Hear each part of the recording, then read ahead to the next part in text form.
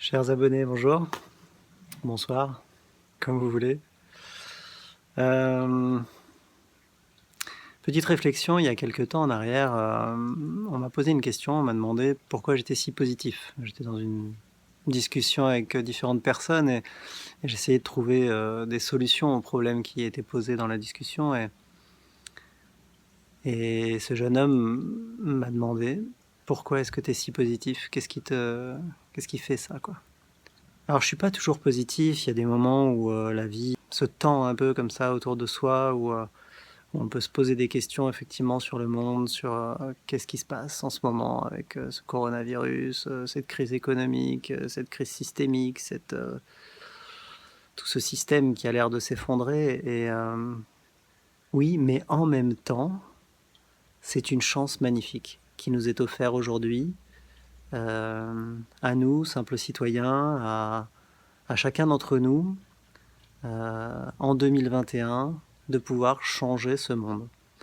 On nous a proposé des visions du monde, on nous a parlé d'effondrement, on nous a parlé de crise économique, on nous a parlé de pandémie mondiale, on nous a parlé de toutes ces choses-là qui font peur, qui nous angoissent, qui nous renferment les uns contre les autres, qui nous divisent, qui nous séparent. Et il y a un ras-le-bol. Et ce ras-le-bol, ça peut être l'opportunité d'un renouveau. Oui, on a l'impression d'étouffer sous toutes ces informations, etc. Mais en même temps, regardons ce qu'on peut toucher, regardons les gens qui sont autour de nous. Nous pouvons recréer une société, nous pouvons refaire société. Alors que jusqu'à maintenant, toutes ces divisions paraissaient euh, difficiles à surmonter parce qu'elles paraissaient réelles. Et au final, toutes ces divisions, elles n'existent pas. Alors, on a l'impression d'être incapable d'agir, incapable de réagir. Et finalement, il y a de plus en plus de gens qui agissent, qui réagissent. Et c'est positif. Pour moi, c'est très très positif ce qui se passe. Même si aujourd'hui, c'est dramatique. Demain est un espoir magnifique. En étudiant le sol, à un moment donné, j'en ai déjà parlé, je pense, dans une vidéo, mais il y a un truc que j'ai trouvé vraiment intéressant, c'est un sol, il y a plein de bactéries dans le sol, et il y a 80, on peut dire qu'il y a 70% d'opportunistes, de bactéries opportunistes, de bactéries qui vont venir s'accoler à la majorité des 30% qui restent.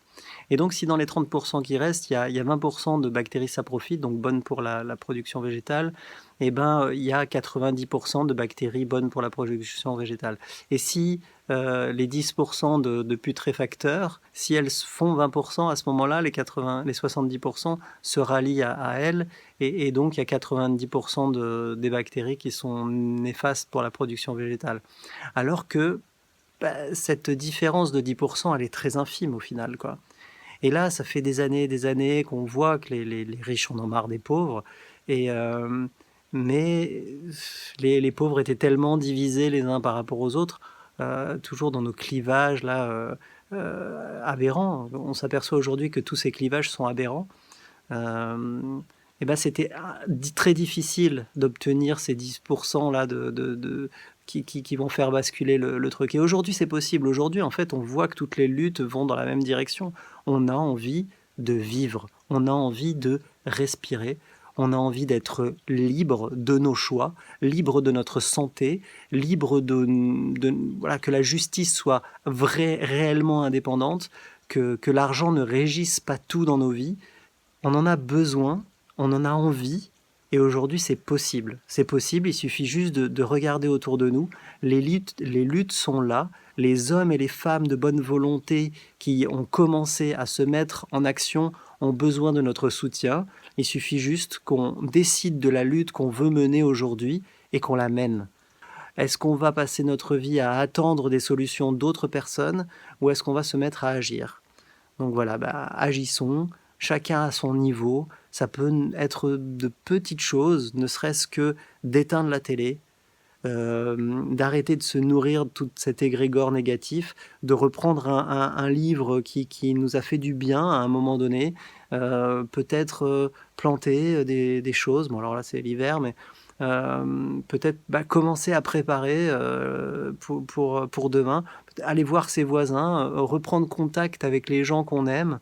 Voilà, peut-être utiliser son téléphone plus pour communiquer avec les autres que pour s'abreuver d'informations négatives. Moi, je vous conseille deux, trois pistes si vous voulez. Voilà, il y a le docteur Louis Fouché. Je vous conseille, c'est vraiment quelqu'un qui parle, sa manière de parler est vraiment fluide et je le sens quelqu'un de vraiment avec des convictions. Donc il est le porte-parole de Réinfo Covid. Réinfo Covid, intéressez-vous à ce site. Les informations dedans sont très riches, très intéressantes et ça rassure parce que au final, cette pandémie, elle n'est pas si catastrophique que ça. Ce virus n'est pas si mortel que ça. Bien sûr, il faut en être conscient, mais en être conscient comme la grippe, comme plein d'autres choses. Et aujourd'hui, il y a bien pire que ce qui se passe avec le coronavirus. C'est cette dictature sanitaire qui est en train de se mettre en place, qui est déjà bien abordée. Bon, ça a coupé. Je vous parlais de Louis Fouché, vraiment, allez voir Réinfo Covid. Allez voir aussi ce que fait le CNT. C'est un mouvement qui part du peuple. C'est un outil juridique pour reprendre le pouvoir par le juridique, justement, et par le peuple. En ce moment, ils sont en train de mener une action, la révolution chocolat, des chocolats. Ils vont voir les gendarmes, les policiers, les militaires, les mairies, tous les corps constitués, toutes les personnes qui sont représentatives du peuple normalement et qui sont là pour protéger le peuple.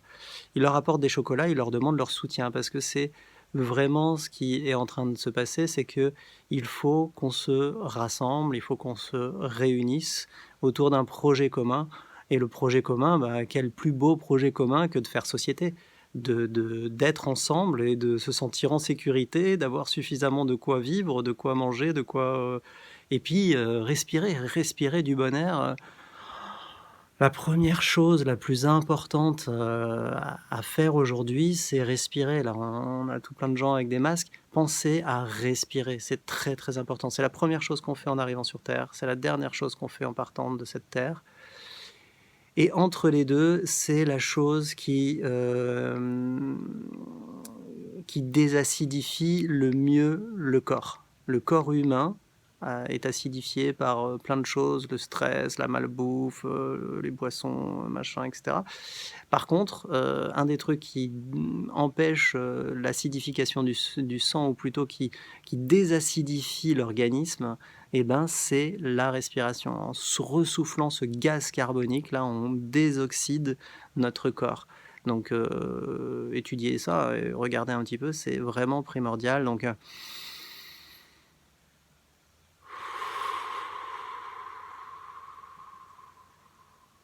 allez ensemble.